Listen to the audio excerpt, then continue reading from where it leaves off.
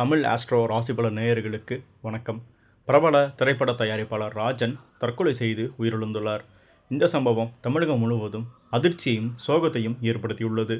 அவரின் மறைவுக்கு ஜோதிட அமைப்பும் முக்கிய காரணம். ஆம், ராஜன் கும்பம் ராசி சதயம் நட்சத்திரத்தை சேர்ந்தவர். கும்பம் ராசிக்கு தற்போது ராகுவின் திசையான ராகு ஆதிக்கம் நடைபெற்று கொண்டிருக்கிறது. கும்பம் ராசியில் பிறந்தவர்கள் அடுத்த வருடம் வரை மிகவும் கவனமாக இருக்க வேண்டும். டிசம்பர் 5ஆம் தேதி வரை மிகவும் எச்சரிக்கையுடன் இருக்க வேண்டும். ராகுவின் தாக்கத்தால் கும்ப ராசியினர் மிகுந்த மனச்சோர்வு மற்றும் பிரச்சனைகளில் சிக்கித் தவிப்பார்கள். உணர்வுகளை கட்டுப்படுத்தி பொறுமை காப்பது அவசியம். யாரும் என்னை புரிந்து கொள்வதில்லை, எல்லோரும் என்னை குறை சொல்கிறார்கள், எனக்கு யாரும் இல்லை என்கிற குமுறல்கள் கும்பராசியினருக்கு அதிகமாக இருக்கும்.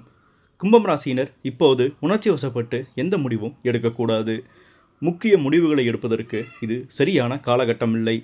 மேலும் பிரச்சனையால் வாடி தனிமையில் இருப்பதையும் தவிர்க்க வேண்டும்.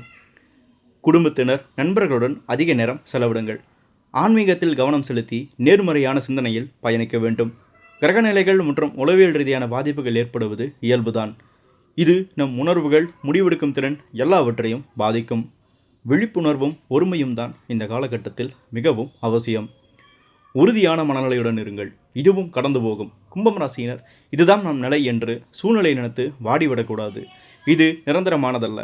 அடுத்த வருடத்திலிருந்து உங்கள் வாழ்க்கை தெளிவான பாதைக்கு திரும்பும். மனதில் புத்துணர்வு ஏற்படும்.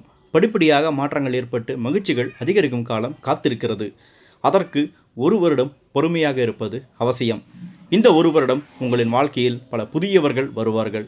இன்று உங்களை தவறாக புரிந்து கொள்பவர்கள் நாளை உங்கள் பொறுமை, மனவலிமை ஆகியவற்றை பாராட்டுவார்கள். யோகா, தியானம் ஆகியவற்றை தினசரி கடைபிடியுங்கள். ஆன்மீகத்தில் நாட்டம் செலுத்துங்கள். தேவையில்லாத சிந்தனையிலிருந்து விடுபடுங்கள். எதிர்மறை எண்ணங்கள் வேண்டவே வேண்டாம். உணர்ச்சி வசத்தை கட்டுப்படுத்தி மனதை ஒருநிலைப்படுத்துங்கள். ராகு ஆதிக்கத்தால் தேவையில்லாத குழப்பம், தனிமை, மன அழுத்தம் அதிகமாக இருக்கும்.